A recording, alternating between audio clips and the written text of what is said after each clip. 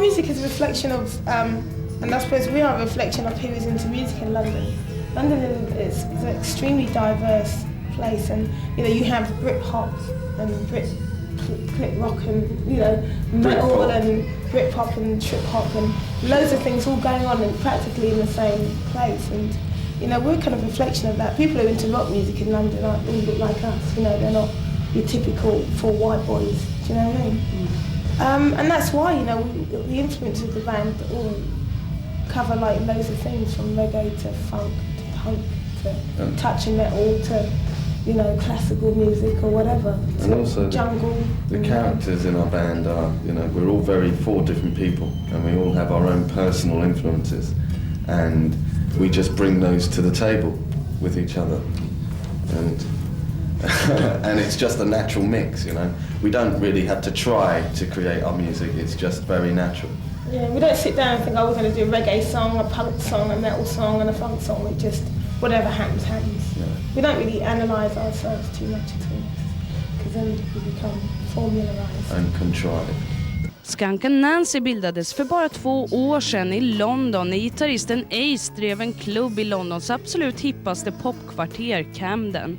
Han var då med i ett annat band och träffade den karismatiska sångerskan Skin och basisten Cass som spelade ihop. Båda parterna var ganska trötta på det de gjorde då och beslutades för att starta Skunk Anansie. Det var i februari 94. Sen gick det relativt fort. Redan efter andra spelningen skrev gruppen skivkontrakt. It's not really been that sudden for us. I mean, we've been together for a couple of years. But before that, me and Cass were in a band for a couple of years.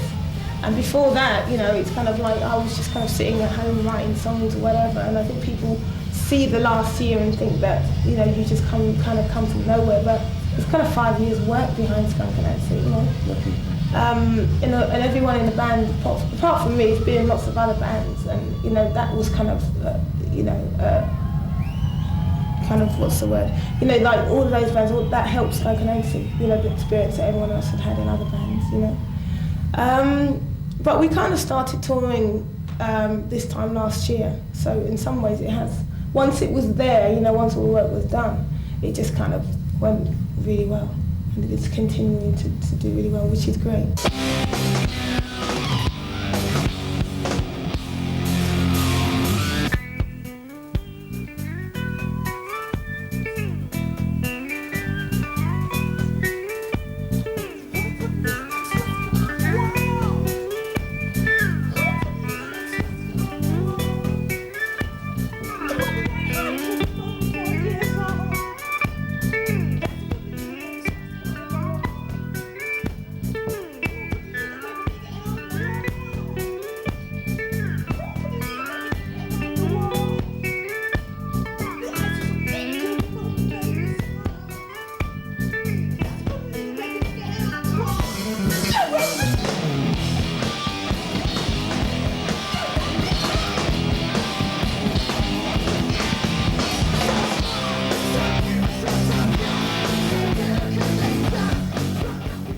We are a live band, that's what we are, that's where we manifest, that's where all our power is.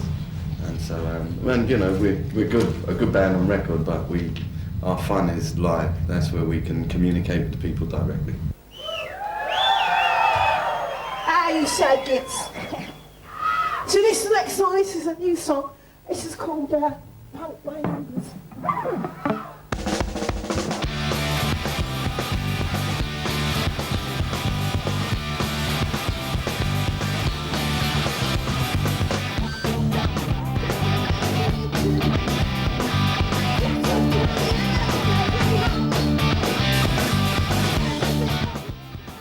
We're going to be broadening our horizons. You know, there's nowhere that we fear to tread musically.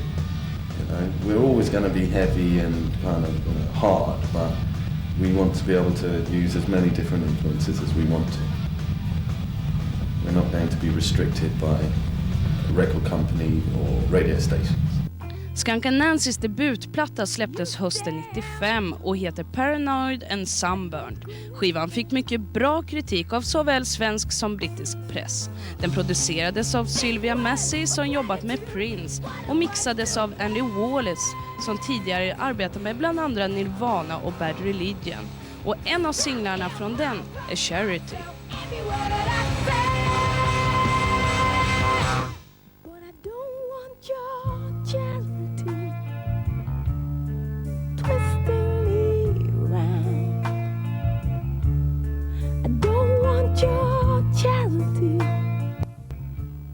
Charity's one of those. There's a couple of songs in the album which are very personal songs, and Charity is one of them. It's just, you know, when you're kind of in a relationship and you come out of it and you feel like the other person's being kind of charitable towards you and sees you as some kind of cause that they must look after. And that's what that song's about. And the video is basically nothing like that. It's a surreal, kind of weird kind of thing. Because we didn't want to do a stupid, soppy video. So we thought we'd do something weird.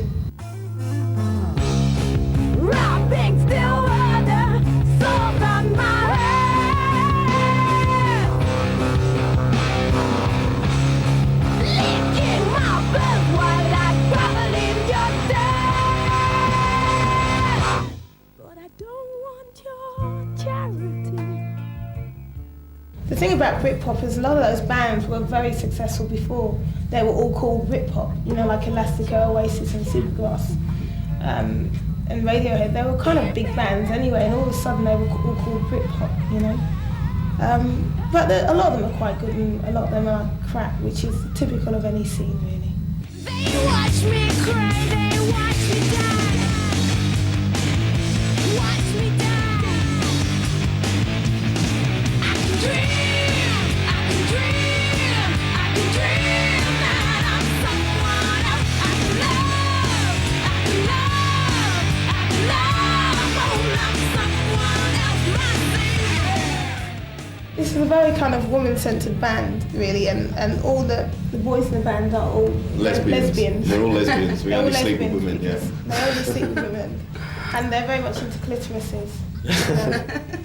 And, you know, it's one of those words that we reclaimed, you know. It's not a scary word. It's just a part of the anatomy, a wonderful part of the anatomy, I'd like to add. And, you know, we just kind of reclaimed the word. In England, it's not such a kind of, oh, you can't say clitoris, you know. It's more of It's pathetic, really, isn't it? It's more of it's an easier word to get your tongue around. Oh, sorry. Was that under the belt? I'm sorry. Skin, som är bisexuell, har blivit någon sorts språkrör för homosexuella.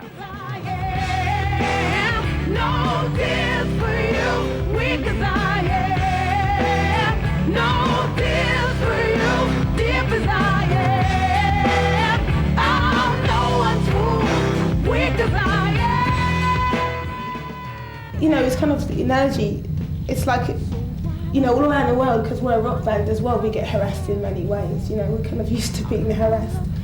But, you know, I just think it's one of those things that we have to be very strong about, and we have to fight, and we have to fight all of the legislation and politically that perpetuates that kind of viewpoint.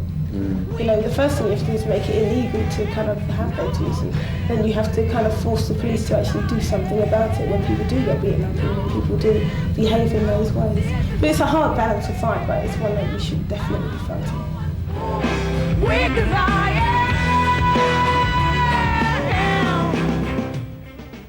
It's good for gay people, you know, bisexuals, whatever, to have strong positive examples of the fact that it is a life that is very acceptable and it's very normal and it's not some kind of weird, surreal thing that's disgusting and should be done behind closed doors.